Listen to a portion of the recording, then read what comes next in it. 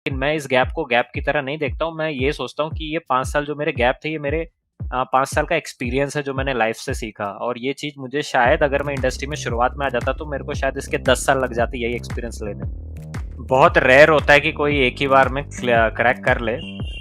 मेरे को तो 8 अटेम्प्ट लगे थे, ये मेरी 9वां अटेम्प्ट था जिसमें मैं क्लियर कर पाया हूँ सारे राउंड। देखिए, इस फील्ड में सबसे कमाल की बात ये है कि आपकी ग्रोथ बहुत तेज होती है बाकी फील्ड्स की कंपैरेटिवली।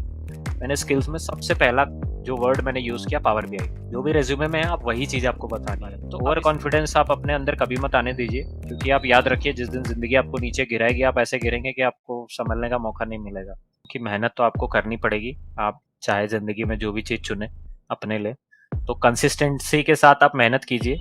क्योंकि जो समय होता है वो हर किसी की परीक्षा लेता है। आप भले ही कितने भी बड़े 30 मार खान हो, जिंदगी में एक समय ऐसा जरूर आएगा जब आपको अपनी परीक्षा देनी पड़ेगी, और आप जब उस परीक्षा में सफल होंगे तभी आप जिंदगी में आगे बढ़ पाएंगे। डेटा साइंस करके आजकल काफी एक अच्छी फील्ड है और इसमें ग्रोथ काफी हो रही है। इंडिया में पिकअप इंडस्ट्री है और ये अगले कम से कम 20-25 साल तक बहुत ग्रो करने ही वाली है। मैं मतलब हमेशा डरता था इसीलिए कंप्यूटर से, तो इसी के लिए मैंने क्या किया कि कंप्यूटर ली ही नहीं, बायोलॉजी ले ली। प्रेशर था निशांत भाई, बहुत सारा था। तो सबसे पहले मैं आपको कहता हूँ कि अगर आप नॉन आईटी बैकग्राउंड के हैं तो सबसे पहली चीज जो आपको करनी है, अपने अंदर से डर हटाइए। आप भी इस समाज का हिस्सा है और आपको भी नौकरी मिलेगी, बस भरोसा रखिए कि आप जब शुरुआत में ये सारी स्किल्स सीख लेंगे तो आपको खुद एक अंदाजा हो जाएगा कि आपकी स्ट्रॉन्ग स्किल्स कौन सी है। तो आप अपनी स्ट्रेंथ पे खेलिए तो आपको नौकरी में आसानी होगी। मैंने की, हमारे मिडिल क्लास फैमिली में यही होता है इंडिया में कि आप थोड़ा दिन, एक दिन भी एक्स्ट्रा घर पे बैठ गए तो लोगों को यही लगने लगता है निठल्ला है, कि हम जो लड़के होते हैं ना, हम पे और ज्यादा जिम्मेदारियां होती है जिंदगी में। तो और हमको कोई समझता नहीं है, लोगों को यही लगता है यार ये तो लड़का है, आवारा ही है, इसीलिए तो कुछ कर नहीं रहा अभी। लेकिन हम किस किस का मुंह बंद करेंगे? जो भी हमें देख रहे हैं मैं उनको यही कहना चाहूंगा कि आप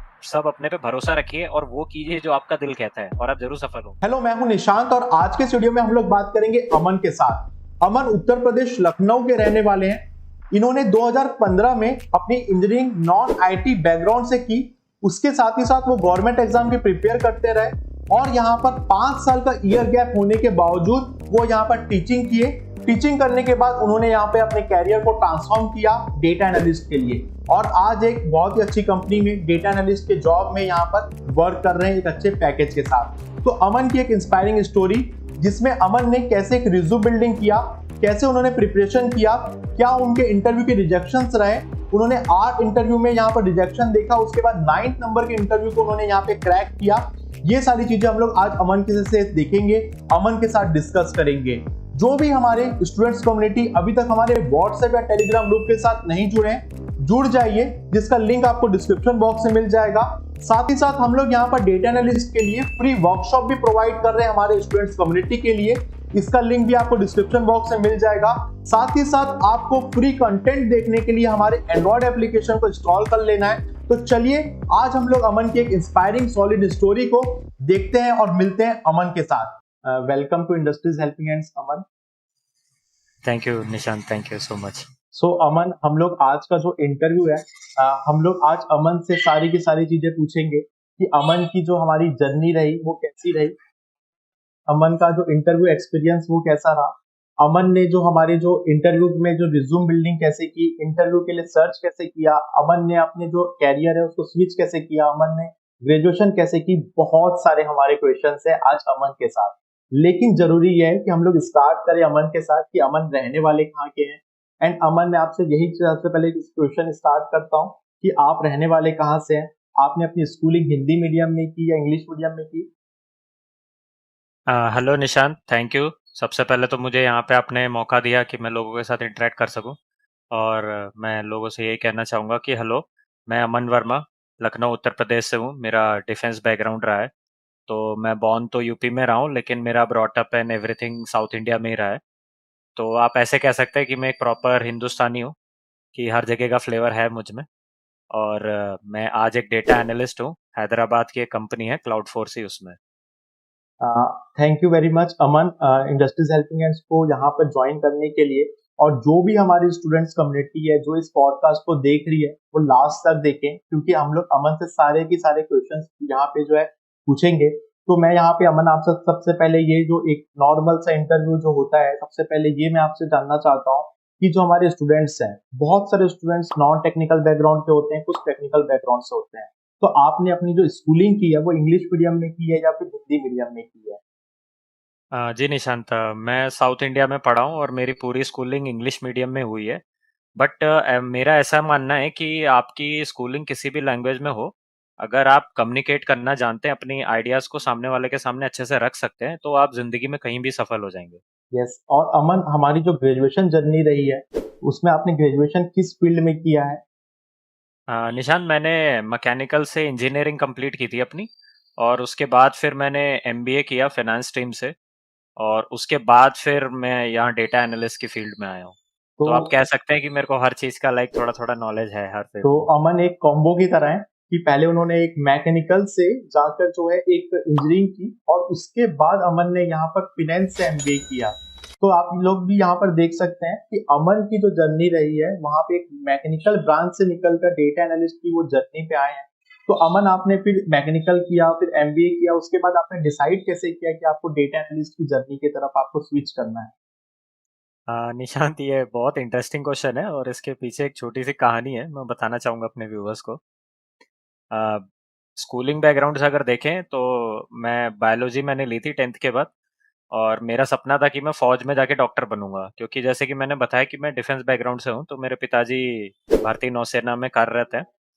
और तो वही जैसे हर फौजी के बच्चों का रहता है कि ठीक है पिताजी हैं तो हम भी जाएंगे, तो वही मेरे साथ भी था। तो लेकिन मेरा ऐसा था कि मेरे को डॉक्टर बनना है। जनरली लोग एनडीए और इस सब के थ्रू फौजी बन के जाना चाहते हैं, मैं एएफएमसी के थ्रू जाना चाहता था, तो ये मेरा वो था एस्पिरेशन। बट जब मैंने एग्जाम दिया तो मैं लाइक सम 5 या 5.5 मार्क्स से कुछ रह गया, मुझे याद नहीं है। और उसके बाद तो पिताजी ने सीधा बोल दिया था कि देख बेटा, हम सरकारी अफोर्ड कर पाएंगे क्योंकि हम मिडिल क्लास हैं, एक छोटी बहन है, तो उसकी पढ़ाई का भी हमें देखना है। तो वो सोच के फिर मैंने एक अटेम्प्ट और दिया, बट उसमें हुआ नहीं, तो फिर फाइनली मैंने डिसाइड किया कि हम इंजीनियरिंग कर लेते हैं, क्योंकि मेरे कुछ सीनियर्स थे जिन्होंने मुझे ये गाइड किया कि 12th से पहले लाइक बहुत कम चांस रहेंगे, कंप्लीट कर लो आप अपनी इंजीनियरिंग, उसके बाद आपके पास और ज्यादा चांस आएंगे फौज में जाने के।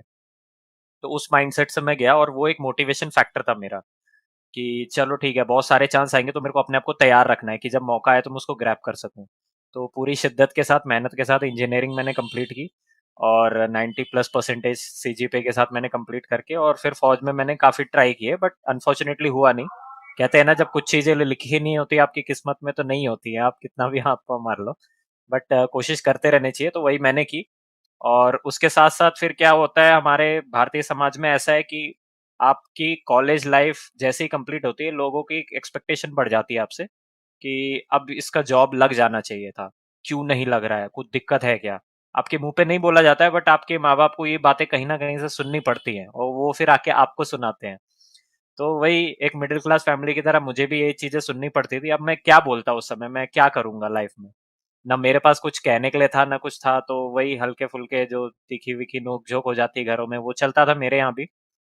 बट मुझे पता था कि चलो मैं कुछ अच्छा कर ही लूंगा, इतना भरोसा था मुझ में। तो फिर बाद में मैंने सोचा कि दिक्कत आ कहाँ रही है, दिक्कत तो यही है ना कि आपको पैसे की जरूरत है, लाइक पैसे कमा के देना है बाकी बच्चों की तरह। तो मैंने कहा जब पैसे ही कमाने हैं तो उसके लिए मैं कोई बहुत बड़ी चीज क्यों करूं, मैं अपना ट्यूशन स्टार्ट कर देता हूँ। तो मैंने साथ में ट्यूशन पढ़ानी शुरू कर दी सर। ये कब की बात है अमन? ये मैं 2015 में मैंने अपनी राइट। कंप्लीट कर ली थी इंजीनियरिंग, और ये ओके। 2015 के स्टार्टिंग में ही आप मान लीजिए, मैं अपने आखिरी सेमेस्टर में था, ओके। और उसी समय मैंने ये शुरुआत की थी। एक्चुअली इसके पीछे भी एक कहानी है, लिंक्ड कहानी है, कि हमारे स्कूल में टीचर्स थोड़े साउथ इंडियन थे, तो लाइक उनकी तमिल में आप क्या ही समझोगे अपना 11th 12th, तो अच्छा। उसमें आपको खुद की लैंग्वेज में अगर कोई समझा दे तो आप ज्यादा बेटर परफॉर्म कर पाओगे। तो वो दिक्कत मेरे साथ आ गई थी कि हम लोग ठहरे नॉर्थ इंडियंस, हमें उतनी आती नहीं थी, तो कैसे भी रट रटा के हमने कंप्लीट कर दिया 11th 12th। बट उतना सेटिस्फाइंग नहीं था। तो जब मैं कॉलेज पहुंचा, वहाँ मैंने अपने सारे डाउट्स क्लियर हुए, सारे कॉन्सेप्ट क्लियर हुए जो 11th 12th में हो जाने चाहिए थे बच्चों के, बट नहीं हुए। तो वहां जाके जब मेरे हुए कॉलेज में, तो मैंने एक डिसाइड किया कि चलो अब मुझे लाइफ ने जो चीज दी है मैं उसको बांटूंगा लोगों को, उन बच्चों के साथ बांटूंगा जो अभी भी स्कूल में हैं और कुछ अच्छा कर सकते हैं लाइफ में आगे। तो ये भी एक मोटिवेशन था कि चलो ट्यूशन में इस मोटिवेशन के साथ भी पढ़ा सकता हूँ, ताकि मेरे को ये आगे तक लेके जाएगा। तो वही फिर मैंने लोगों को पढ़ाया, और काफ़ी हेल्पफुल हुआ लोगों के लिए। स्टूडेंट्स काफ़ी आगे तक गए, बहुत सारे मेरे पढ़ाए हुए स्टूडेंट्स आज फौज में अफसर हैं, डॉक्टर्स हैं, तो अच्छी अच्छी जगहों पे हैं। तो ये एक मेरा मोटिवेशन था, और इसके साथ साथ पैसा भी घर पे आ रहा था, तो चीजें भी थोड़ी शांत हो गई थी कि चलो ठीक है, लड़का कमा तो रहा ही है, कुछ कर ही लेगा आगे। जी हाँ। बट हमारे साथ दिक्कत ये आती है ना कि हम जब कमाने लग जाते हैं, हाथ में पैसा आ जाता है ना, तो हम थोड़े से सैचुरेट हो जाते हैं, हम आगे के बारे में सही सोचते बात। नहीं, हम बस ये सोचते हैं चलो पैसा आ रहा है तो ठीक है। हम्म। तो ऐसी दिक्कत हो गई थी मेरे साथ, तो फिर मैंने कहा यार, ट्यूशन हर हर टाइम तो आपका साथ नहीं दे सकता है, क्योंकि इंडिया में ट्यूशन एक सैचुरेशन लेवल माना जाता है कि उससे ऊपर आप कुछ कर ही नहीं सकते, बढ़ सही ही नहीं बात। सकते।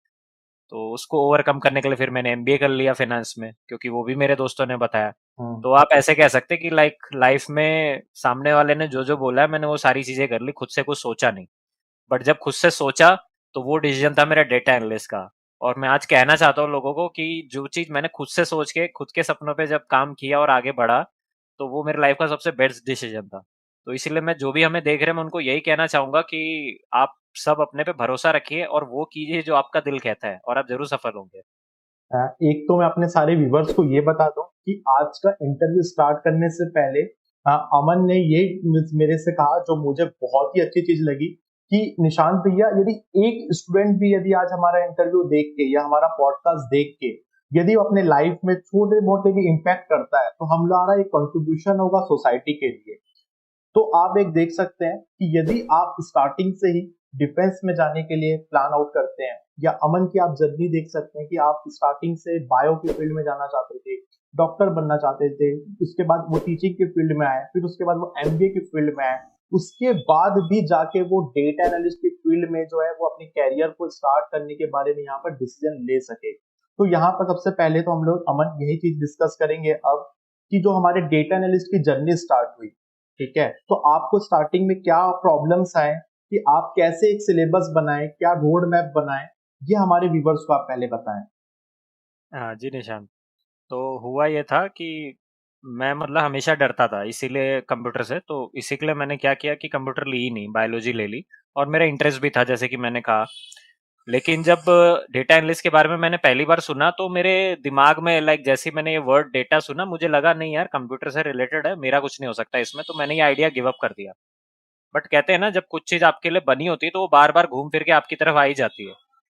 तो फिर 2019 की बात है, तब कोरोना आ गया था, सब चीजें रुक सी गई थी। तो वही मैं और मेरे दोस्त ऊपर छत पे बैठे हुए थे और ऐसी बातें कर रहे थे कि यार लाइफ में आगे क्या किया जाए। तो वो था कंप्यूटर साइंस से और मैं था मैकेनिकल से, तो उसने मेरे को ये चीजें फिर से एक बार कही कि अमन, डेटा साइंस करके आजकल काफी एक अच्छी फील्ड है, और इसमें ग्रोथ काफी हो रही है, इंडिया में पिकअप इंडस्ट्री है, और ये अगले कम से कम 20-25 साल तक बहुत ग्रो करने ही वाली है। बस थोड़े बहुत छोटे मोटे चेंजेस हो सकते हैं, टेक्नोलॉजी ऐड ऑन हो सकती है, माइनस हो सकती है, बट ये फील्ड रहेगी। तो ये एक भरोसा उसकी बातों से मुझे लगा कि यार जब ये बोल रहा है, और है तो हम दोनों एक ही थाली के चट्टे बट्टे, तो जब सही वो बात। क्या कर सकता है तो मैं भी कर सकता हूँ, तो और ये फिर मैंने बात थोड़ा है रिसर्च करना शुरू 2020 की, राइट? हाँ, मतलब ये बात आपने फिर आपने 2019 एंड पे आ गई थी। 2015 से लेके 2020 तक, कह लें सरल शब्दों में, तो घाट घाट का पानी पिया है। ठीक। बिल्कुल बिल्कुल, आप आपने कह यहाँ पे सकते हैं कि सोसाइटी का रिजेक्शन भी देखा, आपने यहाँ पे अपने कैरियर को ट्रांसफॉर्म करते हुए भी देखा, और एक अच्छी जो हैप्पीनेस जो है, एक टीचिंग का जो हैप्पीनेस है, जो आज आप भी कर रहे हैं, जो आज की डेट में हम लोग जो स्टूडेंट्स कम्युनिटी के लिए कर रहे हैं, ये चीज आप करते हुए भी आप वहां पे एक डिसीजन ले पाए, मतलब इन 5 साल के बीच में। हालांकि हम लग सकता है हमको कि ये स्मॉल सी लोकल सी जर्नी रही होगी, लेकिन मैं रियलाइज कर सकता हूँ, या हमारे व्यूवर्स रियलाइज कर सकते हैं, कि 2015 के बाद 2020 में ये डिसीजन आप जब आप ले रहे थे, तब आपकी क्या यहाँ पे साइकोलॉजी होगी। प्रेशर था निशांत भाई, बहुत सारा था, क्योंकि अ, हमारे मिडिल क्लास फैमिली में यही होता है इंडिया में कि आप थोड़ा दिन, एक दिन भी एक्स्ट्रा घर पे बैठ गए तो लोगों को यही लगने लगता है निठल्ला है। सही बात और है। ऊपर से मैं ये भी एक एक्स्ट्रा चीज कहना चाहूंगा, जो भी हमें देख रहे वो मतलब रिलेट कर पाएंगे, कि हम जो लड़के होते हैं ना, हम पे और ज्यादा जिम्मेदारियां होती हैं जिंदगी में। हमको परिवार चलाना होता है, माँ बाप की सेवा करनी होती है, और पूरा समाज एक तरह से आप कहिए तो टिका होता है हम पे। तो और हमको कोई समझता नहीं है, लोगों को यही लगता है यार ये तो लड़का है, आवारा ही है, इसीलिए तो कुछ कर नहीं रहा अभी, लेकिन हम किस किस का मुंह बंद करेंगे। तो मैं व्यूअर्स को यही कहूंगा कि आपको किसी का मुंह बंद करने की जरूरत नहीं है, एक भरोसा रखिए, अपने माँ बाप को भरोसे में लीजिए, बस उतना आपके लिए बहुत है जर्नी स्टार्ट करने के लिए। और आपका जो दिल कर रहा है, आप पूरे शिद्दत से प्लान बनाइए, एक रोड मैप बनाइए और आगे बढ़िए। तो यही मैंने किया, जब मेरे को लगा कि हाँ डेटा साइंस की तरफ जाना चाहिए, तो सबसे पहले मैंने यूट्यूब में ढूंढना शुरू किया कि ये होता क्या है, क्या करना पड़ेगा इसके लिए मेरे को। तो बहुत सारी रिसोर्सेस मिली बट स्कैटर्ड थी। तो ये मेरे लिए एक दिक्कत का सबक था कि यार कम टाइम में मेरे को क्योंकि करना है, क्योंकि जॉब तो आपको चाहिए। अब आप खुद से पढ़ के करोगे तो बहुत टाइम लग जाएगा। तो इसी के लिए जब मैंने ढूंढना शुरू किया, बहुत सारी चीज़ें देखी, ब्लॉग्स पढ़े ऐसे ऐसे, तो मेरे को एक ओडिन स्कूल करके एक इंस्टीट्यूशन थे हैदराबाद में, उनके बारे में पता चला। तो मैंने उनसे कांटेक्ट किया कि सर मेरे को ऐसे ऐसे आपके यहाँ बूट कैंप करना है। तो फिर फाइनली मेरा बात वहाँ बन गया और फिर वहाँ मैंने शुरू किया। तो उन्हीं के रोड मैप मैंने फॉलो किए, जो कि मैं आज अपने व्यूअर्स को भी बताना चाहता हूँ जो अपने आप से खुद से तैयारी करना चाहते हैं। कि देखिए, दो तरह के रोड मैप होते हैं। या तो आप आईटी बैकग्राउंड के हैं या तो आप नॉन आईटी बैकग्राउंड के हैं। तो सबसे पहले मैं आपको कहता हूँ कि अगर आप नॉन आईटी बैकग्राउंड के हैं तो सबसे पहली चीज जो आपको करनी है, अपने अंदर से डर हटाइए। आप भी इस समाज का ही हिस्सा है और आपको भी नौकरी मिलेगी, बस भरोसा रखिए। पहला स्टेप। दूसरा स्टेप, आप शुरुआत कीजिए एसक्यूएल से, क्योंकि ये एक बेसिक डेटाबेस की लैंग्वेज होती है और बहुत सिंपल होती है। आपने नॉर्मल इंग्लिश जैसे लिखी होगी, बस इसमें वैसे ही लिखनी होती है, कुछ भी एक्स्ट्रा नहीं है। और एक बार आप जब इस स्किल्स पे थोड़ी महारत हासिल कर लेंगे, उसके बाद आप थोड़ी पाइथन की तरफ आगे बढ़िए। पाइथन को आप बेसिक लेवल तक कंप्लीट कर सकते हैं, उसके बाद आप उसको मीडियम लेवल तक लेके जा सकते हैं। डेटा एनालिस्ट बनने के लिए ये दो स्किल जो है ये आपका बेस का काम करेंगी, ये आपकी फाउंडेशन है जो आपको पढ़ना है और रोज के रोज प्रैक्टिस करना है। आप रोज के 1 घंटा 2 घंटा देंगे तो आप बहुत अच्छे डेटा एनालिस्ट बनेंगे। इसके ऊपर आजकल विजुअलाइजेशन टूल्स आ गए हैं। जैसे कि अगर किसी को कोडिंग करना पसंद नहीं है, पाइथन पसंद नहीं है, ठीक है, वो कंप्यूटर लैंग्वेज है, आपको कोडिंग नहीं आती, आपको डर भी है, सीखने के बाद भी डर रहा, तो आप पावर बीआई या टैबलू में से कोई एक चीज सीख सकते हैं। ये वही काम करते हैं जो पाइथन आपके लिए करता है, बट यहाँ पे आप क्लिक से काम चला सकते हैं, आपको कुछ लिखने की, कोडिंग करने की जरूरत नहीं पड़ेगी। तो आप कोई भी अच्छा सा पाइथन का, पावर बीआई का कोर्स या टैबलू का कोर्स आप कर सकते हैं। यूट्यूब में बहुत सारे चीजें अवेलेबल हैं आपके स्टार्टिंग के लिए। और ये जब आपकी चीजें हो जाए, इसके साथ साथ आप डेटा साइंस की स्टैटिस्टिक्स पढ़ सकते हैं। उस पर भी बहुत सारे रिसोर्सेस अवेलेबल हैं, आप देखिए समझिए, बहुत सिंपल लेवल की स्टैटिस्टिक्स आती है। मैं जानता हूँ जो हमें सुन रहे होंगे वो स्टैटिस्टिक्स वर्ड देख के घबरा जाएंगे, जो मैथ्स को पसंद नहीं करते हैं। बट रुकिए रुकिए, भरोसा कीजिए, ये स्टैटिस्टिक्स उस लेवल की स्टैटिस्टिक्स नहीं है जो 11th 12th में आपका दिमाग खा जाती थी। ये बहुत सिंपल लेवल की स्टैटिस्टिक्स है, बस आपको समझना है कि कहाँ पे यूज होती है, बाकी का काम कंप्यूटर आपके लिए कर देगा। इतनी देखिए, चीज अगर आपकी अच्छी है, आप इंटरव्यू की तैयारी कीजिए, भरोसा रखिए, इंटरव्यू दीजिए और आपका सिलेक्शन जरूर हो जाएगा। अब आते हैं टेक साइड में कि अगर कोई आईटी बैकग्राउंड से ही है तो उसको क्या करना चाहिए। तो मेरी पर्सनल सलाह यही होगी कि आप पाइथन से ही शुरुआत कीजिए, एसक्यूएल को साथ में रहने दीजिए, और आप भी ऊपर से पावर बीआई या टैबलू में से कोई एक चीज कर लीजिए। ये तीन चीजें स्टार्टिंग के लिए आपके लिए बहुत जरूरी है। और आईटी और नॉन आईटी दोनों को मैं ये भी कहूंगा कि अगर आप साथ में एक्सेल भी सीख लेंगे तो आपके लिए और अच्छा है। एक्सेल में ऐसा क्यों कह रहा हूँ, क्योंकि कई लोग हमें सुन रहे हैं जो ये सोच रहे होंगे कि एक्सेल तो बहुत पुरानी टेक्नोलॉजी है। मैं आपको बता दूं कि आपको जो एक्सेल आता है ना वो बहुत बेसिक लेवल का आता है। एडवांस एक्सेल करके एक चीज होती है। तो कुछ कंपनियां हैं जिन जो अफोर्ड नहीं कर सकती हाई एंड सॉफ्टवेयर, तो वो आज भी एडवांस एक्सेल पे अपना काम चलाती हैं। तो आपको अगर वहां इंटरव्यू देना, वहां जॉब चाहिए, तो उसके लिए आपको एडवांस एक्सेल आनी चाहिए। तो आप एडवांस एक्सेल सीख के फिर पावर बीआई सीखिए, वो आपके लिए ज्यादा आसान रहेगा, क्योंकि ये उसी के ऊपर बिल्ड है। तो इतनी चीजें अगर आपने कर ली तो आप गुड टू गो हैं। आप बस मेहनत कीजिए और प्रिपेयर करके आगे बढ़िए, हो जाएगा आपका। सो हम लोग यहाँ पे जो अमन ने अभी हमें एक रोड मैप बताया है, उससे हम लोग कंक्लूड करते हैं। देखिए, अमन ने बताया कि आपको एडवांस एक्सेल सीखना है, सेकंड आपको यहाँ पर पाइथन सीखना है, उसके बाद आपको यहाँ पर एसक्यूएल सीखना है, उसके बाद आप पावर बीआई या फिर टैबलू कोई एक विजुअलाइजेशन टूल यहाँ पे सीख सकते हैं। उसके अलावा यहाँ पे अमन, लाइब्रेरीज भी हमें पढ़नी होती है पाइथन के रिगार्डिंग डेटा एनालिस्ट के लिए। हाँ जी निशांत, होता क्या है कि पाइथन में इनबिल्ड लाइब्रेरीज आती है, नम्पी और पांडास। तो ये दो लाइब्रेरीज अगर आपने ढंग से कर ली हैं, और उसमें विजुअलाइजेशन की लाइब्रेरी अलग से आती है, सीबॉर्न या मैटप्लॉटलिब हम कहते हैं उन्हें। तो अगर ये तीन लाइब्रेरीज पे आपकी कमांड है तो आपका काम चल जाएगा। तो आप यहाँ ऐसा है। पर देख सकते हैं कि जैसे कि अमन ने बताया कि उन्होंने एसक्यूएल पढ़ा, पाइथन की 3 लाइब्रेरीज पढ़ी और पाइथन के जो जितने भी बेसिक फंडामेंटल्स है वो उन्होंने यहाँ पे जो है पढ़ा। उसके बाद उन्होंने यहाँ पर पावर बीआई और टैबलू की स्किल सीखी और उसके साथ ही साथ उन्होंने यहाँ पर एडवांस एक्सेल की स्किल सीखी। राइट अमन? सो जी निशांत, बिल्कुल सो सही। आप भी इसी तरीके से इस वीडियो को देख रहे हैं तो आप एक कैरियर का रोड मैप बनाएं। एंड अमन, मैं आपसे यहाँ पे दूसरा क्वेश्चन ये पूछना चाहूंगा इसी से रिलेटेड कि बहुत सारे क्वेश्चन जो स्टूडेंट्स के ये आते हैं मेरे पास कि डेटा एनालिस्ट के लिए कितना पढ़ना पड़ता है, डेटा साइंटिस्ट के लिए कितना पढ़ना पड़ता है, या फिर मैं बिजनेस एनालिस्ट बनना चाहता हूँ तो मुझे कितना पढ़ना पड़ता है, क्योंकि पाइथन तो तीनों चीजों के लिए है। तो इसके लिए भी आपने कैसे थिंक कर सकते हैं या फिर कैसे आप एक अपना इनपुट दे सकते हैं इस तरह के क्वेश्चंस के लिए, वो भी आप स्टूडेंट्स को काइंडली बताएं। हाँ, बिल्कुल निशांत। देखिए ये तीनों चीज़ें, जैसा कि निशांत भाई ने बताया, ये तीनों चीज़ें अलग-अलग होती हैं। डेटा एनालिस्ट, डेटा साइंटिस्ट और बिजनेस एनालिस्ट। बिजनेस एनालिस्ट को मैं शुरुआत करता हूँ। बिजनेस एनालिस्ट का जो काम होता है, नाम से ही आपको पता चल रहा होगा, ये बिजनेस के इनसाइट्स की एनालिसिस करता है। तो आपको डेटा मिल जाएगा, आप उसको साफ करेंगे और उसको आप किसी भी एक विजुअलाइजेशन टूल में डाल देंगे, जैसे कि मैंने बताया पावर बीआई या टैबलू। तो अगर आपका काम प्योरली पावर बीआई और टैबलू पे है, तो आप एक बिजनेस एनालिस्ट हैं। अगर इसके अलावा आपका दूसरा काम है, आप पाइथन पे भी काम कर रहे हैं, आप एसक्यूएल डेटाबेस पे भी अपनी कंपनी में काम कर रहे हैं, तो आप एक डेटा एनालिस्ट कहलाएंगे।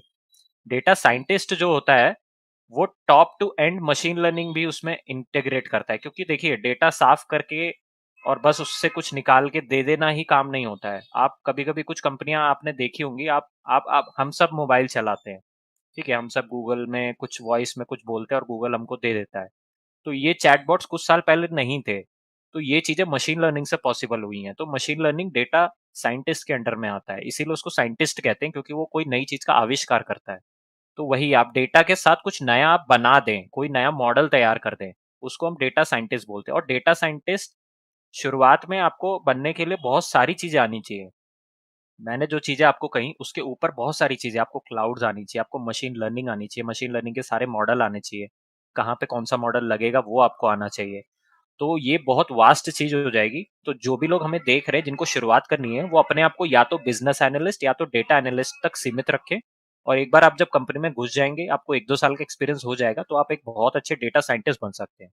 तो मैं यही कहना चाहूंगा उनको। पाइथन की रही बात, आप पाइथन इंटरमीडिएट लेवल तक सीखिए, ये दोनों पोजीशंस के लिए काफी होता है। तो यहाँ पे अमन का कहने का मतलब ये है, चाहे बिजनेस एनालिस्ट हो, प्रोडक्ट एनालिस्ट हो या रेवेन्यू एनालिस्ट हो, स्पोर्ट्स एनालिस्ट हो, जो भी वर्ड के साथ यहाँ पर एनालिस्ट वर्ड जो लगा हुआ है, यहाँ पर आपको एक ये लेवल 1 है, आपको यदि डेटा साइंस की फील्ड में जाना है तो मतलब ये बिल्कुल उसी तरीके से है कि आप पहले ग्रेजुएशन करेंगे, उसके बाद ही आप पोस्ट ग्रेजुएशन की तरफ जाएंगे। तो यहाँ पर डेटा एनालिस्ट या बिजनेस एनालिस्ट एक ग्रेजुएशन की स्किल सेट है और post graduation skill set level के जो है हमारे डेटा साइंस के स्किल सेट है। राइट अमन? बिल्कुल बिल्कुल निशांत, आप बिल्कुल सही कह रहे हैं। जी। तो यहाँ पर जो भी व्यूवर्स हमें देख रहे हैं, उन्हें पहले यहाँ पर प्लान आउट कर लेना है कि यदि आपके बेसिक्स बिल्कुल भी यहाँ पर क्लियर नहीं है, तो आप पहले प्लान आउट करें डेटा एनालिस्ट के रोड मैप के लिए, उसके बाद ही आप डेटा साइंस के लिए जाएं। ये मैं चीजें इसीलिए ऐड ऑन कर रहा हूँ अमन यहाँ पर, क्योंकि कुछ स्टूडेंट्स होते हैं वो डायरेक्टली यहाँ पर हायर पैकेज के मतलब कह ले लोभ में, ठीक है, हायर पैकेज के डिजायर में यहाँ पर डायरेक्ट डेटा साइंस के लिए पढ़ने के लिए चले जाते हैं। और उसके बाद उनको जो है 1 महीने के बाद रियलाइज होता है कि ये बहुत ज्यादा डिफिकल्ट है। राइट?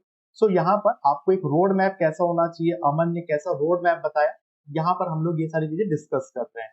तो अमन, मैं यहाँ पर एक और नया क्वेश्चन यहाँ पे पूछना चाहूंगा आपसे कि हमने पढ़ाई तो कर ली, ठीक है, अब हमने प्रोजेक्ट्स कौन कौन से करने हैं एक डेटा एनालिस्ट के लिए, क्योंकि प्रोजेक्ट जब हम लोग ढूंढने के लिए जाते हैं तो वहां पे हमको बहुत सारे प्रोजेक्ट होते हैं जो डेटा साइंस के लिए होते हैं। एक इंटरव्यू को क्रैक करने के लिए डेटा एनालिस्ट के कौन कौन से प्रोजेक्ट्स आपने किए थे और आपके ऑब्जेक्टिव के अकॉर्डिंग कौन कौन से प्रोजेक्ट जो है हमें करने चाहिए? अ, देखिए निशांत भाई, मैंने क्या किया था, मैंने शुरुआत में पाइथन वाले प्रोजेक्ट कर लिए थे। और मैंने अपनी स्ट्रेंथ पे काम नहीं किया था। आप जो भी हमें देख रहे हैं, मैं उनको यही कहना चाहूँगा कि आप जब शुरुआत में ये सारे स्किल्स सीख लेंगे, तो आपको खुद एक अंदाज़ा हो जाएगा कि आपकी स्ट्रॉन्ग स्किल्स कौन-सी है। कुछ लोग हैं जो पाइथन पसंद नहीं करते थे, बट सीखने के बाद पसंद करने लग जाएँगे। कुछ लोग हैं जो पावर बीआई करेंगे, तो उनकी विजुअलाइज़ेशन स्किल्स अच्छी हैं। तो आप ऐसे डिसाइड कीजिए, अगर आपकी विजुअलाइज़ेशन स्किल अच्छी है, तो आप पावर बीआई का कोई प्रोजेक्ट बनाइए, उसको आप रिज़्यूम में लगाइए। और अगर आपकी कोडिंग स्किल्स अच्छी है, तो आप कोड करके वही काम जो पावर बीआई में है, वही चीज़ें आप कोड करके पाइथन में अच्छे से बनाइए और उसको डालिए। तो आप अपनी स्ट्रेंथ पे खेलिए, तो आपको नौकरी में आसानी होगी। दूसरी चीज़, प्रोजेक्ट आपको डालना कैसे है, मैं इसका कुछ पॉइंट्स यहाँ पे बताना चाहूँगा अपने व्यूअर्स को। देखिए, रेज़्यूमे 1 पेज का होता है, ज़्यादा से ज़्यादा 2 पेज का, तो आप कोशिश कीजिए 1 पेज रखने की। वो एक स्टैंडर्ड माना जाता है इंडस्ट्री में। और प्रोजेक्ट के लिए बहुत छोटी सी जगह ही बचती है, बहुत सारी चीजें जब आप डाल चुके होते हैं, तो प्रोजेक्ट को आप 5 पॉइंट्स पे रखिए। ठीक है, आपका सबसे पहला चीज जो होगा वो आपकी हेडिंग होगी। ठीक है, आपको बहुत शॉर्ट एंड क्रिस्प करके आपको अपनी हेडिंग लिखनी है। नंबर 2 पॉइंट आपका एम रहेगा कि आपके प्रोजेक्ट का एम क्या है। ठीक है, उसको भी आप शॉर्ट रखिए। और तीसरे में आप लिखिए कि आपने डेटा के साथ किया क्या। एक लाइन में या 2 लाइन में आप लिख सकते हैं कि मैंने डेटा को इस तरह से साफ किया, ये सारी लाइब्रेरीज यूज की। अगर पावर बीआई आप यूज कर रहे हैं तो उसमें भी आप लिखिए कि डेटा को मैंने डाला पावर बीआई में और उसके साथ ये सारी चीजें मैंने उसको क्लीन किया। सिंपल आप ये लिख सकते हैं। चौथे पॉइंट पे आप उससे लिखिए कि आपने उसके अंदर से क्या क्या चीजें निकाली ढूंढकर, इनसाइट लिखिए आप। फाइनली आपका फाइनल पॉइंट जो होगा वो आपके एम के बराबर होगा। एम जो आपने लिखा है वो आप फाइनल पॉइंट में आप उसको थोड़ा न्यूमेरिकल वे में लिखिए। जैसे कि मैं आपको एक एग्जांपल देता हूँ कि मैंने सेल्स पे किया था कि ब्यूटी प्रोडक्ट की सेल कितनी होती है यूरोप में।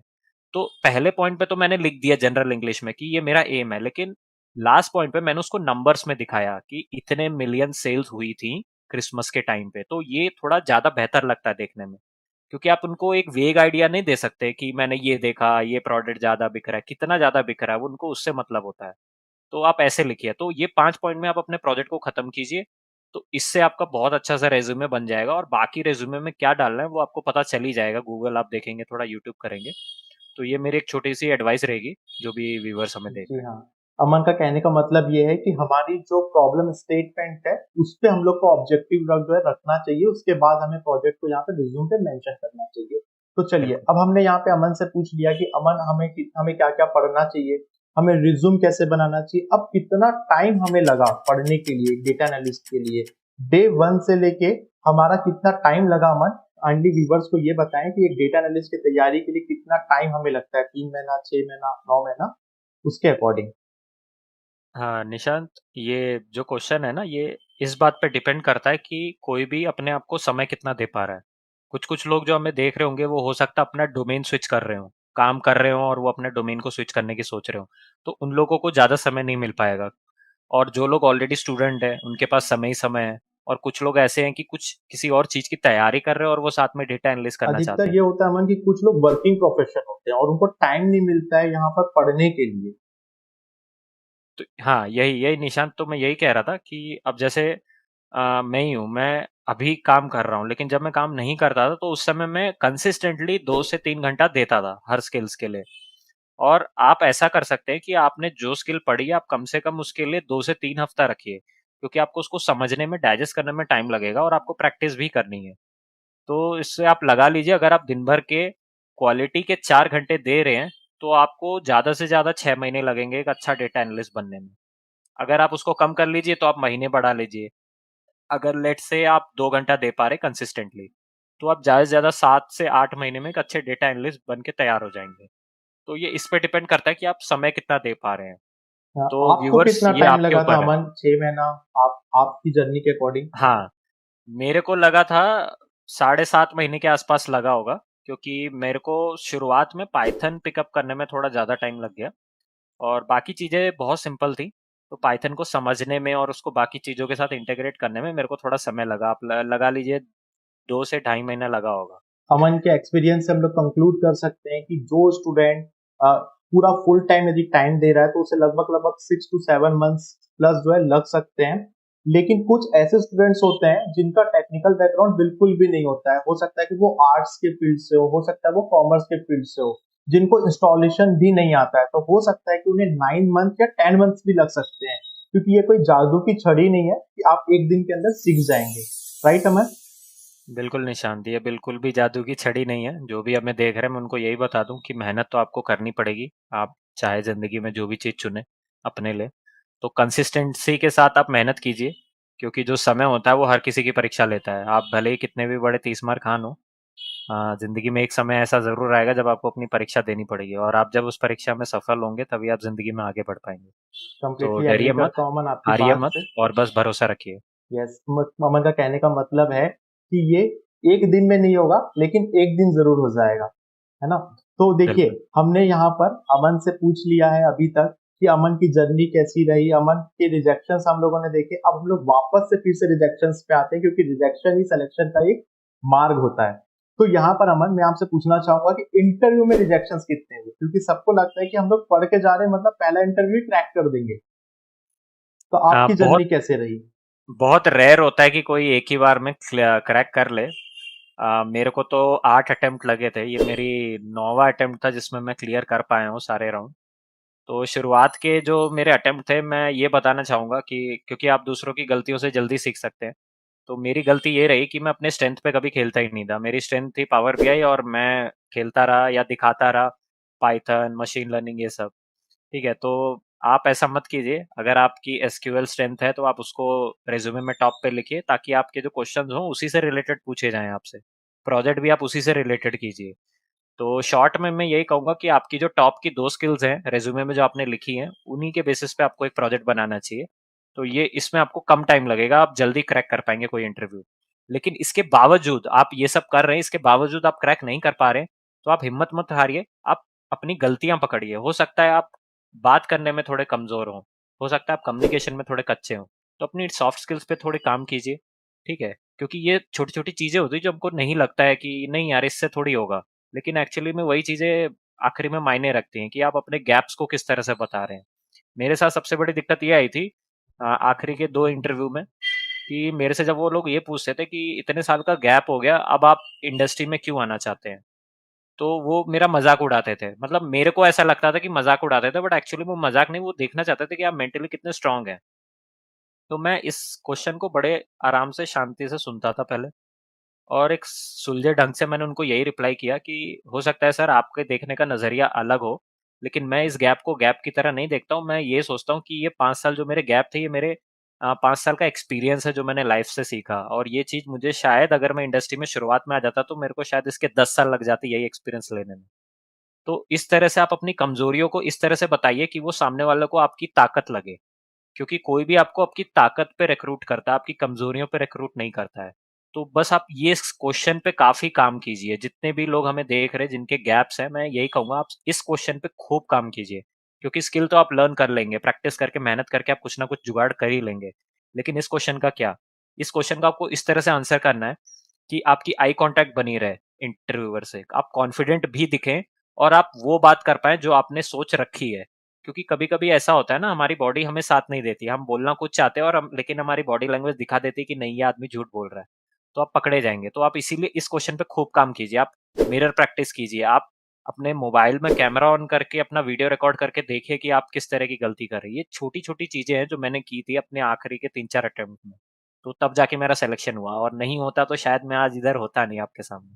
सही बात है कि अमन ने, आप देख सकते हैं कि अमन आप लोगों के लिए इतना अच्छा और जेन्युइन फीडबैक दे रहे हैं कि आपको यहाँ पर इंटरव्यू की खुद से सेल्फ लर्निंग प्रैक्टिस करनी चाहिए। आपको हो पाए तो यहाँ पे मॉक इंटरव्यू करने चाहिए पहले, आपके किसी सीनियर के साथ, आपके किसी फ्रेंड के साथ, जिससे कि आप इंटरव्यू में जाके घबराए ना। उसके बाद भी यदि आपके 7 से 8 सिलेक्शन होते हैं तो पक्का है कि आप भी यहाँ पे 9 और 10 नंबर के इंटरव्यू के अंदर भी आप यहाँ पर अपने एक अच्छे डिजायरेबल जॉब को जो है यहाँ पे पा सकते हैं। राइट अमन? बिल्कुल निशान, बिल्कुल सही कह रहे हैं। जी।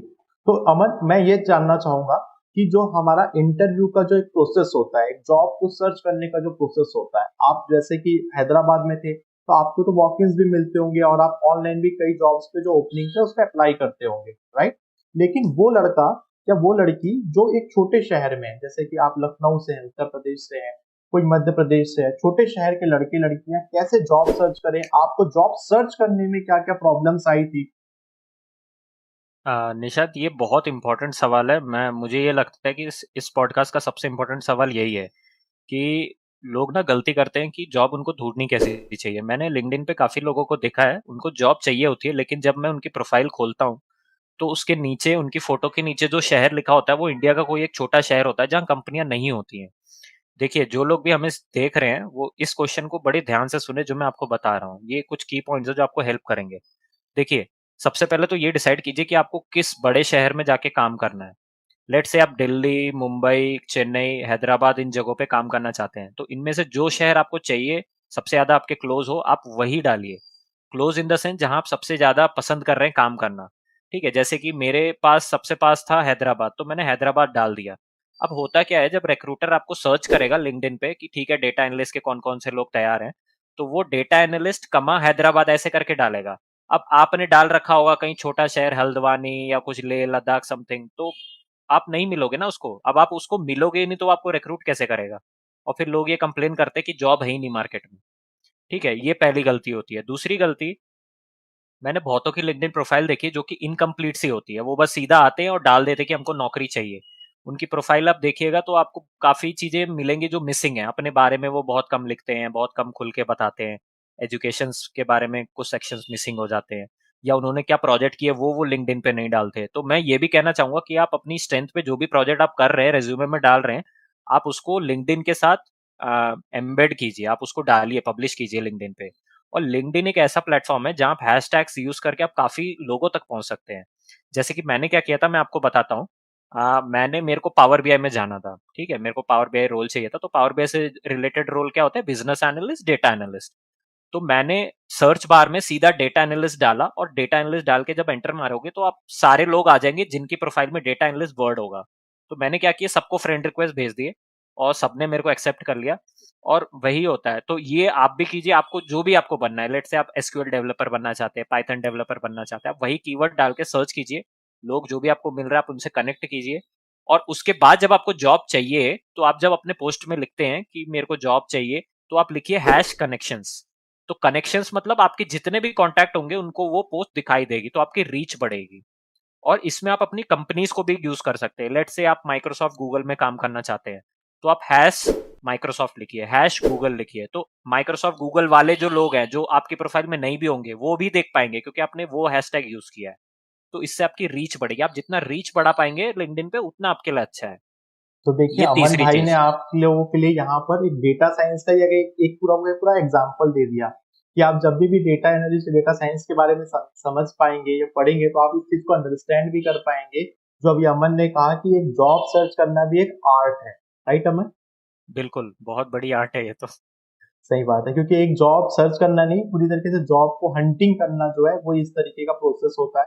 तो जो भी स्टूडेंट है उन्हें घबराना नहीं है, सबसे पहले तो मोटिवेट होना है, क्योंकि देख सकते हैं आप मेरे सामने अमन भाई को, जिन्होंने पहले जो अपना बैकग्राउंड है बायोलॉजी की तरफ रखा, उसके बाद वो मैथ्स की तरफ आए, फिर मैकेनिकल की तरफ गए, फिर उसको फाइनेंशियल की तरफ आए, फाइनेंस में एमबीए किया, उसके बाद उन्होंने अपने मन पसंदीदा काम टीचिंग को किया, डिफेंस में जाना चाहते थे, और आज उन्हीं सारी वजहों के कारण वो आज आपके सामने है, और एज ए बड़े भाई या फिर एज ए भाई की तरह आपको यहाँ पे जो है मेंटर जो है वो यहाँ पे दे रहे हैं। Thank you Nishant. मैं सो लोगों से यही कहना चाहूंगा कि आप लोग जो भी चीज़ आप करें थोड़ा शिद्दत से करें, और सफलता मिलेगी ज़रूर। जर्नी बड़ी ज़रूर हो सकती है लेकिन मंजिल मिलती ज़रूर है। राइट राइट अमन। सो देखो, हम लोगों ने अमन भाई से क्या क्या पूछ लिया, अभी तक सब कुछ पूछ लिया। अब अमन भाई, डेटा एनालिस्ट की हमारी जो जॉब लगी, फर्स्ट जॉब जो हमारी लगी, उसमें एक डेटा एनालिस्ट को जाने के बाद करना क्या होता है? यहाँ पे पूरे दिन भर डैशबोर्ड क्रिएट करना होता है। कुछ स्टूडेंट मुझसे पूछते हैं कि जाने के बाद करना क्या होता है, डैशबोर्ड क्रिएट करना होता है, या ईटीएल प्रोसेस करते रहना पड़ता है, या फिर एक्सेल में दिन भर काम करने पड़ता है? ये सारी चीजें आप स्टूडेंट्स को बताएं। देखिए निशांत, ये चीज़ें जो होती हैं ये सब्जेक्टिव होती है, ये आपके मैनेजर पे डिपेंड करता है, और उस समय प्रोजेक्ट कौन सा है आपकी कंपनी में उस पर डिपेंड करता है। अब जैसे मैं हूँ पावर बीआई डेवलपर, बट जो पहला प्रोजेक्ट मुझे मिला था उसमें ईटीएल में मतलब एक्सेल में, सॉरी एक्सेल में मेरे को सफाई करनी थी डेटा की। तो आप ये समझिए एक्सेल पे मेरे को काम मिल गया था, तो वो तो बिल्कुल ही अलग है। तो आप कोई एक्सपेक्टेशन लेके मत जाइए कि आपको यही मिलना चाहिए या वही मिलना चाहिए, आप तैयार रहिए क्योंकि आपको जॉब की जरूरत है। उसके बाद अभी बीच में मेरे को कुछ दिन के लिए पाइथन पकड़ा दी गई, इंटरनल को टास्क थे हमारे कंपनी के, तो मैंने पाइथन पे भी काम किया। अभी कुछ दिनों के बाद एक नया प्रोजेक्ट आएगा जिसपे मेरे को टैब्लू पे काम करना पड़ेगा, तो करंटली मैं टैब्लू सीख रहा हूँ क्योंकि मेरे को उतने अच्छे से नहीं आता है। तो आप डेटा एनालिस्ट के लिए मैंने जितनी स्किल्स आपको गिनाई है, आप वो सारी स्किल्स सीख के रखिए और थोड़ी मीडियम लेवल तक महारत हासिल कीजिए, तो वो आपको काम आ जाएंगी। क्योंकि क्या जॉब रोल मिलेगा आप भी गेस नहीं कर सकते। तो इसी के लिए आप अपना माइंडसेट रिजिड मत बनाइए, फ्लेक्सिबल रहिए कि हाँ मेरे को ये भी मिलेगा तो भी मैं कर लूंगा, ये भी मिलेगा तो भी मैं कर लूंगा, क्योंकि ये सब डेटा एनालिस्ट के ही अलग अलग फ्लेवर है। आप आइसक्रीम खाने जाते हैं, अब आप ये थोड़ी बोलते हैं कि यार ये फ्लेवर मतलब क्रीम नहीं लग रही है। आप बस यही बोलेंगे कि ये फ्लेवर अलग लग रहा है, क्रीम तो वही होती है। तो बस वही चीजें यहाँ पर भी। करेक्ट। अमन का कहने का मतलब है कि देखिए, कभी भी हम लोग किसी भी जॉब में जाते हैं तो लगातार हमें सीखते रहना पड़ता है। जैसे अमन की जर्नी से हम लोग सीख रहे हैं कि अमन ने पहले पावर बीआई पढ़ लिया, जॉब क्रैक कर ली, उसके बाद जरूरत पड़ती है तो आज वो टैबलू यूज कर रहे हैं। हो सकता है कल उनको जरूरत पड़ेगी ज़ोहो की, कल उनको क्लिक सेंस की जरूरत पड़ेगी, तो वो अपनी स्किल सेट को लगातार इम्प्रोवाइज करते रहेंगे। तो डेटा साइंस की या डेटा एनालिस्ट की जो जर्नी होती है, वो हमारे व्यूवर्स को मैं बताना चाहता हूँ कि वो ऐसी जर्नी होती है जिसको आपको लगातार जो है सीखते रहना है, लगातार यहाँ पर आपको अपडेट होते रहना है। राइट अमन? बिल्कुल बिल्कुल, सीखना तो कभी छोड़ना नहीं जिंदगी में। जिस दिन आपने सीखना छोड़ दिया, आप समझ लीजिए कि आप मर गए हैं। लिटरली आप मर गए हैं। आप लाइफ में और कुछ अच्छा कर नहीं सकते। सही बात है अमन। सो अमन, मैं आपसे और थोड़े बहुत कुछ क्वेश्चंस पूछना चाहता हूँ डेटा बिल्कुल। एनालिस्ट और डेटा साइंटिस्ट से रिलेटेड। अब हम लोग डेटा एनालिस्ट के बाद डेटा साइंटिस्ट की तरफ जाना चाहते हैं। जैसे कि एक स्टूडेंट है, हम मान के चलते हैं एक स्टूडेंट है जो अभी जॉब क्रैक कर रहा है, मतलब जॉब अभी फर्स्ट इनिशियल लेवल का जॉब लिया, एंट्री लेवल का, ठीक है। वो 1 साल या 2 साल काम करेगा एक एक्स नंबर के पैकेज पे, ठीक है। तो यहाँ पर उसको एक्स से 2x तरफ के पैकेज में जाने के लिए जो है वो क्या करना चाहिए, पहली बात तो।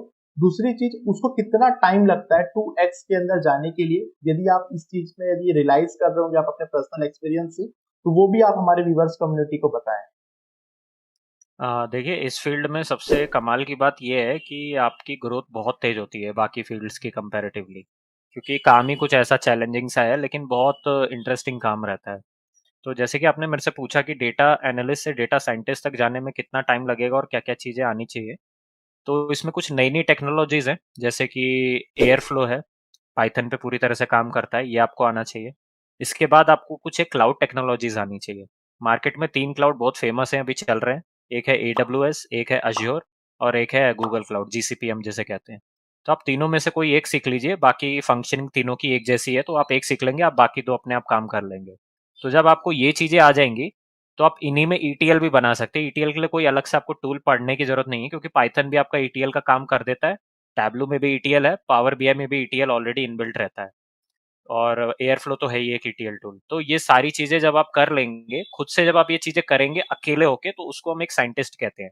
एनालिस्ट क्या होता है? बहुत सारे एनालिस्ट मिलके जो काम कर सकते हैं, वो एक डेटा साइंटिस्ट अकेले कर सकता है। तो इसी के लिए जैसे ही आप डेटा साइंटिस्ट बन जाएंगे, तो आपकी सैलरी 2 टाइम्स क्या, आपकी 3 टाइम 4 टाइम्स बढ़ जाएगी। इतना ज्यादा सैलरी पैकेज है डेटा साइंटिस्ट का, और उसकी डिमांड भी बहुत है।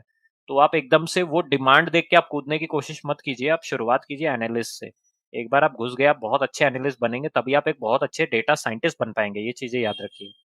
और बस यही जो मैंने स्किल्स आपको गिनाई हैं, ये कुछ एक्स्ट्रा स्किल्स है जो आपको सीखनी पड़ेंगी, क्योंकि ये स्किल्स अगर आपको नहीं आती तो आप एक अच्छे साइंटिस्ट नहीं बन पाएंगे। तो बस यही मेरा रहेगा लोगों को राय, कि बस आप पहले डेटा एनालिस्ट के बारे में फोकस कीजिए, और जब आप 2 साल, मैक्सिमम आपको 1.5 साल लगेगा आपको एक डेटा साइंटिस्ट बनने के लिए।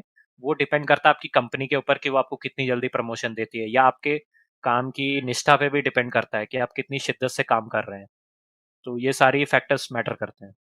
करेक्ट। अमन का कहने का मतलब है कि हम लोग को डेटा साइंस की तरफ जाना है डेटा एनालिस्ट के लिए, तो हम लोग को लगातार नई नई चीजें सीखती रहनी पड़ेगी, चाहे वो डीप लर्निंग हो, मशीन लर्निंग हो। अमन, यहाँ पे क्या स्टूडेंट को डिप्लॉयमेंट के लिए कोई स्किल सेट या कोई फ्रेमवर्क सीखना चाहिए? जो जो डेटा एनालिस्ट के लिए पढ़ रहा है, उसको एक डेटा साइंस और डेटा एनालिस्ट दोनों के बीच में वो डाइवर्सिफाई कैसे करे कि मुझे इस लेवल तक ही जाना है पाइथन में। यदि आपके आपके कोई फीडबैक होंगे, मुझे एसक्यूएल में इस यहाँ तक ही जाना है, मुझे नो सिक्वल लैंग्वेज ही पढ़नी है, मुझे सिक्वल लैंग्वेज तरफ नहीं जाना है, मोंगोडीबी वगैरह नहीं पढ़ना है। वो एक स्टार्टिंग स्टूडेंट जो है, जिसको कुछ भी नहीं आता, जो लोग बिना मेंटर के पढ़ रहा है, ठीक है, उसको एक थीन लाइन जो होती है डेटा एनालिस्ट में कितना पढ़ना चाहिए और डेटा साइंटिस्ट में कितना पढ़ना चाहिए, वो एक खुद से वो कैसे यहाँ पर जो है वो जज कर सकता है। यदि कोई आप यहाँ पे रिसोर्सेज मटेरियल, सोर्स मटेरियल बताना चाहें, तो वो भी आप यहाँ पे सजेस्ट कर सकते हैं। मैंने तो इस बारे में, जब मैंने खुद से, मेरे को एक्चुअली क्या था ना, मेरे को खुद ही लगता था ये सारी चीज़ें एक हैं, बस फिर जब मैंने खुद से देखा, ढूंढा, और कंपनी में आके जब मैंने लोगों से बात की, तो मेरे को पता चला कि थोड़ा सा अंतर होता है हर चीज़ में। बाकी हैं की चीज़ें ये। तो जैसे कि आपने डिप्लॉयमेंट के बारे में पूछा, कि जब आपको डिप्लॉयमेंट करना होगा या डिप्लॉयमेंट आने लग जाएगा, तो आप एक तरह से आप साइंटिस्ट की ओर बढ़ने लग गए हैं, क्योंकि एनालिस्ट का काम डिप्लॉयमेंट का नहीं होता है, ये डेटा साइंटिस्ट का काम होता है डिप्लॉयमेंट का। तो उसमें क्या होता है कि आपको एक मॉडल आप बनाते हो मशीन लर्निंग में, उसको टेस्ट करते हो, एक्यूरेसी देखते हो, और फिर आप उसको डिप्लॉय करते हो। तो ये एक डेटा साइंटिस्ट करता है, डेटा एनालिस्ट नहीं करता है। तो आप शुरुआत में ये सारी चीज़ें मत सीखिए, क्योंकि ये चीज़ें सीखने में आपको कम से कम 1 साल लग जाएगा। अब क्योंकि जो मैक्सिमम लोग हमें देख रहे हैं, उनको जॉब की आवश्यकता है या जॉब ढूंढ रहे होंगे, तो 6 महीने का रोड मैप मेरा यही रहेगा कि आप पाइथन जब आप सीख रहे हैं, तो आप डेटा फ्रेम बनाना सीख लें। आप कोई भी रॉ डेटा आ रहा है, आप उसको लोड करना सीख लें, उसको कैसे क्लीन करेंगे वो आप सीख लें, क्योंकि डेटा को क्लीन करने के कुछ 5 से 6 बेसिक स्टेप्स होते हैं, वो आपको आने चाहिए। और बेस्ड ऑन डेटा टाइप्स आप किस तरह से उसको मैनिपुलेट करेंगे, हम उसको डेटा मैनिपुलेशन कहते हैं। आप डेटा मैनिपुलेशन सीख लीजिए, इतना शुरुआत के लिए बहुत है। नहीं तो पाइथन तो इससे कई गुना ज्यादा है, इट्स एन ओशन। ठीक है, इतना आप सीख लेंगे तो पाइथन के लिए ठीक है। फिर कमिंग टू एसक्यूएल, एसक्यूएल में बेसिक चीजें आपको सारी आनी चाहिए स्टार्टिंग लेवल की। डेटाबेस कैसे क्रिएट करते हैं, कॉलम कैसे क्रिएट करते हैं, टेबल कैसे बनाते हैं, उनमें वैल्यू कैसे डाली जाती है। ठीक है, वैल्यू अगर एक बार डाल दी उसको चेंज कैसे करें, पूरी की पूरी टेबल ड्रॉप करनी है तो कैसे करें। ठीक है, टेम्परेरी टेबल बनानी है तो कैसे करें। ये सारी चीजें आप सीख लीजिए। अगर आपको किसी को परमिशन ग्रांट करना है, कल को अगर आपको एसक्यूएल एडमिनिस्ट्रेटर का काम मिल गया तो आपको परमिशन ग्रांट करनी पड़ेगी कि कौन क्या कितना काम कर सकता है डेटाबेस में। ये ठीक है, ये एक सिक्योरिटी वाला जैसा काम है कि अगर हर कोई एक्सेस करने लग जाएगा आपका डेटाबेस तो वो हैक हो सकता है। तो वो कैसे ग्रांट करते हैं, ये सारी बहुत सिंपल सिंपल 2-3 लाइन के स्टेप्स होते हैं, बस आपको सीखना और प्रैक्टिस करना है। इतना तक आप सीख लीजिए, नहीं तो एसक्यूएल में भी कई गुना ज्यादा लंबी लंबी चीजें हैं। ठीक है, जॉइंस सीख लीजिए, जॉइंस सबसे इंपॉर्टेंट होते हैं एसक्यूएल में। ठीक है, left join, right join, inner join, ये सारी चीजें। और किस चीज को कहाँ पे यूज करते हैं ये चीज आप समझ लीजिए, क्योंकि इंटरव्यू में ज्यादा से ज्यादा मैंने क्या देखा है, मेरे खुद का एक्सपीरियंस मैं आपको बता रहा हूँ, वो आपसे ये पूछते हैं कि ये चीज यूज कहाँ होगी। क्योंकि यूज करना तो लोगों को आता है, लेकिन कहाँ पे यूज की जाती है वो उनको नहीं पता है। अब जैसे उन्होंने मेरे से पूछा था एसक्यूएल में कि मैं लेफ्ट जॉइन ही क्यों यूज करूँ इस केस में, मैं राइट जॉइन क्यों नहीं यूज कर सकता। तो आपको जब तक अंतर नहीं पता होगा कि ये चीजें क्या होती है तो आप नहीं बता पाएंगे। तो उसके लिए आप उसकी थियोरी पे भी आप थोड़ा ध्यान दीजिए, सिर्फ हर चीज प्रैक्टिकली नहीं होती है। एक मतलब कि राइट हमारे मिक्सचर रखिए थियोरी फंडामेंटल्स प्रैक्टिकल का। फंडामेंटल्स क्लियर होने चाहिए, ये अमन का यहाँ पे कहना है। और यहाँ पर ऐसे बहुत से स्टूडेंट्स मुझे ऐसे भी क्वेश्चन जो है वो मुझे ड्रॉप करते हैं कि मैं लगभग लगभग एक महीने से यहाँ पर एडवांस एक्सेल पढ़ रहा हूँ। तो मैं उन स्टूडेंट्स को भी कहना चाहता हूँ कि आप यहाँ पर एक्सेल पढ़ जरूर रहे हैं, लेकिन आप यहाँ पर एक्सेल के जो फॉर्मूले हैं उसको आप याद करते रहेंगे। एक डेटा एंट्री ऑपरेटर की तरह आप एकदम एक्सेल में ये यहाँ पे पूरा पूरा पूरा मंथ दे देंगे तो आपका यहाँ पे पूरी तरीके से टाइम वेस्ट हो सकता है। वही चीज आपकी एसक्यूएल में भी हो सकती है, वही चीज आपकी पाइथन में भी हो सकती है।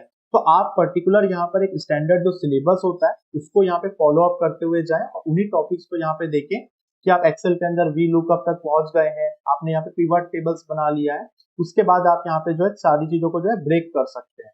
राइट अमन? राइट राइट, बिल्कुल सही। राइट। बेसिक और चीजें आप सीखे जो बहुत ज्यादा यूज होती हैं वो आपको गूगल में मिल जाएंगी। आप अगर डालेंगे ना कि द जी most used functions in Excel आ जाएंगी, आप उतने ही पढ़िए, एक्स्ट्रा पढ़ने की जरूरत नहीं है। जी हाँ, तो आप देख सकते हैं एक 6 महीने का जो रोड मैप अमन ने जो यहाँ पे लिया हुआ है, वहां पे उन्होंने लिमिटेड चीजें पढ़ी है, लेकिन जो चीजें पढ़ी है वो पूरी की पूरे फंडामेंटल्स के साथ पढ़ी है। उन्होंने इंटरव्यू को कैसे तैयारी करना है इंटरव्यू के लिए वो भी हमसे बताया, रिज्यूम कैसे बनाना है वो भी हमसे बताया। अब हम लोग कुछ और क्वेश्चन ले लेते हैं इंटरव्यू में क्या हुआ अमन के साथ। अमन देखिए, हम लोग एक स्टूडेंट की साइकोलॉजी के हिसाब से यहाँ पर चीजों को देखते हैं कि एक स्टूडेंट इंटरव्यू देने के लिए जाता है तो वो वहां पे जो स्टार्टिंग के जो अपने इंटरव्यू को स्टार्ट करता है, राइट, जो अपने स्टार्टिंग जो इंट्रोडक्शन देता है उससे ही आप उसके दूसरे क्वेश्चन और थर्ड क्वेश्चन और फोर्थ क्वेश्चन जो है रेज होते जाते हैं। राइट अमन?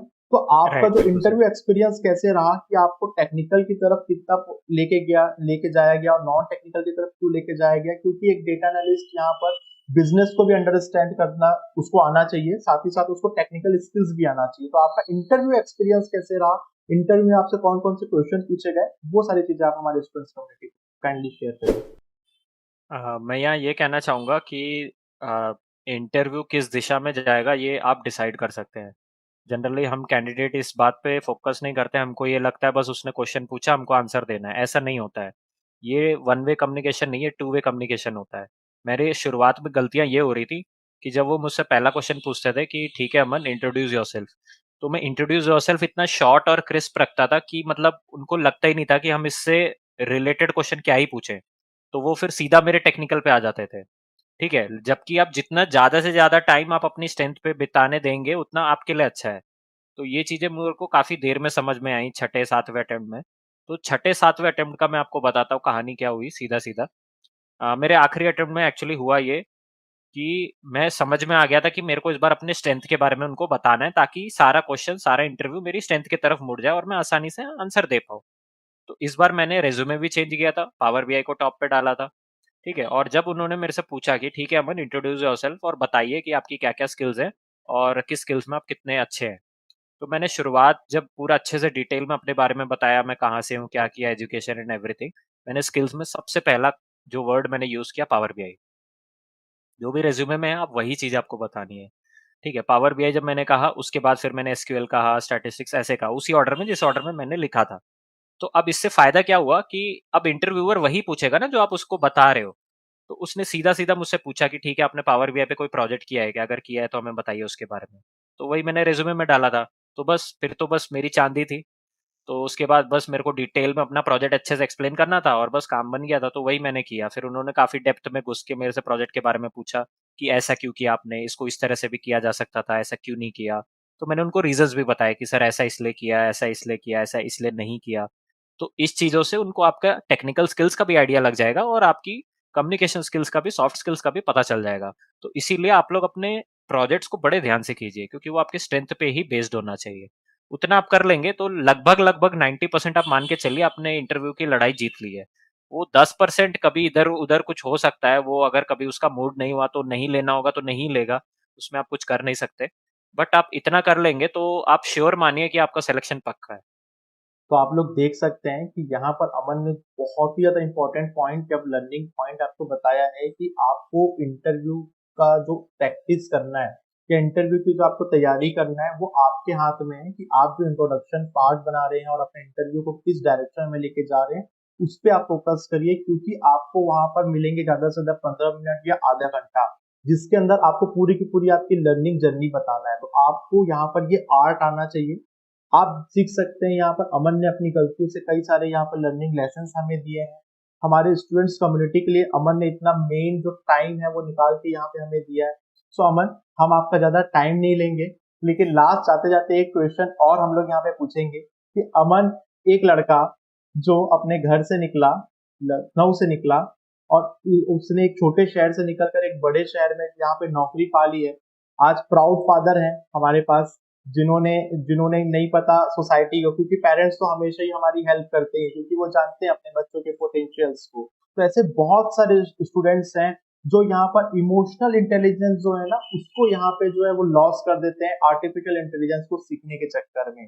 तो यहाँ पर मैं आप उन स्टूडेंट्स को क्या फीडबैक देना चाहोगे कि यार डिप्रेशन पॉइंट और लो पॉइंट तो हर किसी के जीवन में आते हैं, उसमें आज अमन के साथ जो है वो उन्होंने उससे फिगर आउट करते हुए आए, तो अमन आज एक स्ट्रॉन्ग फिगर में यहाँ पर आपको दिख रहे हैं। लेकिन वो लड़का जो आज 2015 वाला अमन था, वो लड़का यदि इस वीडियो को देख रहा है या वो लड़की इस वीडियो को देख रही है तो उनको क्या आप फीडबैक देना चाहोगे? देखिए, इसमें मैं एक अपनी तरफ से एक पर्सनल टच जोड़ना चाहूँगा कि देखिए, हम सब इंसान हैं और हमको नहीं पता कि हमारा फ्यूचर में क्या लिखा है या क्या करना चाहिए। बहुत लोग शुरुआत में हार मान जाते हैं। ठीक है, मेरी कुछ 3 गलतियाँ रहीं। मैं सबसे पहले गलतियाँ गिनाऊँगा आपको। सबसे पहली गलती तो ये थी कि मैं ओवर कॉन्फिडेंट हो गया था, क्योंकि मैं पढ़ाई में अच्छा था। तो सोसाइटी जब ऐसा होता है ना कि आप थोड़ी सी कुछ अच्छा करो तो आपको चने के झाड़ पे चढ़ा देते हैं।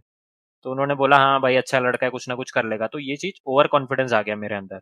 ओवर कॉन्फिडेंस आप अपने अंदर कभी मत आने दीजिए, क्योंकि आप याद रखिए जिस दिन ज़िंदगी आपको नीचे गिराएगी आप ऐसे गिरेंगे कि आपको संभलने का मौका नहीं मिलेगा। ये पहली गलती। दूसरी गलती ये थी कि मतलब मैं ना एक रिजिड माइंडसेट के साथ रहता था कि नहीं मेरे को यही करना है, ये नहीं करना है। जबकि आपको फ्लेक्सिबल रहना चाहिए कि जो भी चीज़ आपकी लाइफ में या आपकी तरफ आ रही है, आप हर चीज़ ट्राई कीजिए, देखिए आपके साथ क्या सही बैठ रहा है। ठीक है? और तीसरी चीज़ ये थी कि मैं शुरुआत में उतना स्पिरिचुअल नहीं था, जबकि आपको अपने इमोशनल क्वोशिएंट को अच्छा करने के लिए आपका स्पिरिचुअल क्वोशिएंट बहुत अच्छा होना चाहिए। तो मेरा यही मानना है कि आप जो भी धर्म से आप बिलॉन्ग करते हैं, आप अपने गॉड को, ईश्वर को, जिसको भी है, आप उसको मानिए, दिल से आप उसकी सहायता माँगिए और अपना कर्म करते रहिए। सबसे बड़ी चीज़ ये है कि आपको सफलता आज नहीं मिलेगी, आपको सफलता कल नहीं मिलेगी, लेकिन मिलेगी ज़रूर अगर आप लगे रहेंगे तो। क्योंकि रोड कभी खत्म नहीं होती है, बस रोड पे चलते रहना चाहिए आपको। अगर आप रोड पे खड़े ही रहेंगे तो आप कभी मंजिल तक नहीं पहुंच सकते हैं। तो ये शॉर्ट एंड क्रिस्प में यही रखना चाहूंगा कि देखिए, डिप्रेशन का भी फेस आएगा, झगड़े भी होंगे घर में, लोगों के साथ डिस्टरबेंसेस होंगे। ठीक है? और हर कोई आपकी एनर्जी सक करने की कोशिश करेगा। आप ये देखिए कि आपका टाइम कहाँ डाइवर्ट हो रहा है। आप उस चीज को थोड़ा फिक्स आउट कीजिए, अपनी पूरी एनर्जी, पूरा ध्यान अपने लक्ष्य पे लगा दीजिए। ठीक है? सिर्फ अपने परिवार को समय दीजिए और किसी को समय मत दीजिए, और आप बहुत जल्दी आपको सक्सेस मिलेगी। यही मेरा कहना है व्यूअर्स के लिए। तो यहाँ पर हम लोगों ने एक अच्छे एलपीए तक पहुंचने की जो जर्नी है उसका फुल फॉर्म हम लोगों ने सीखा अमन से। एल का फुल फॉर्म लर्निंग, पी का फुल फॉर्म प्रैक्टिसिंग और ए का फुल फॉर्म असेसमेंट। आप लर्न करते रहिए, प्रैक्टिस करते रहिए और असेस करते रहिए तो आप एक अच्छे एलपीए तक पहुंच पाएंगे। सो यहाँ पर अमन मैं आपको बहुत बहुत धन्यवाद करता हूँ कि आपने आकर हमारे स्टूडेंट्स कम्युनिटी के लिए इतना टाइम निकाला। और जो भी स्टूडेंट्स कम्युनिटी इस वीडियो को देख रही है, आपको डिस्क्रिप्शन बॉक्स में अमन का यहाँ पर लिंक्डइन का हम लोग जो लिंक है वो यहाँ पे प्रोवाइड कर देंगे। आप जाकर डायरेक्टली अमन से भी कई क्वेश्चन है वो पूछ सकते हैं, या फिर इस वीडियो के कमेंट बॉक्स में भी आप सारे आने वाले जो क्वेश्चन है पॉडकास्ट के लिए वो भी आप यहाँ पे पूछ सकते हैं। ठीक है, थैंक यू व्यूवर्स जो भी हमें देख रहे हैं। और मैं फिर से पॉडकास्ट को इसी लाइन के साथ ख़त्म करूँगा कि अगर मैं कर सकता हूँ, इतनी सारी चीज़ों के बाद कर सकता हूँ, तो आप तो डेफ़िनेटली कर सकते हैं। और कभी भी आपको 1 सेकंड के लिए भी डिप्रेशन फ़ील हो, तो आप अपने से नीचे वालों को देखिए। आपके पास अभी भी लाइफ़ में बहुत सारी ऐसी चीज़ें हैं जो आपके नीचे लोगों के पास नहीं है। तो इस बात का आप शुक्र मनाकर, पॉज़िटिव होकर फिर से आगे बढ़ सकते हैं। Thank you. Thank you very much Aman. मैंने भी आज अमन से बहुत सारी चीजें सीखी। मिलियंस ऑफ हेल्पिंग हैंड्स को यहाँ पर जोड़ने का हमारा जो सिलसिला है वो लगातार चलते रहेगा। आज हमारे साथ एक और हेल्पिंग हैंड्स अमन हमारे साथ जुड़े हुए हैं, उसके लिए मैं अमन को तहे दिल से शुक्रिया अदा करता हूँ। Thank you very much Aman. Thank you Nishant, thank you.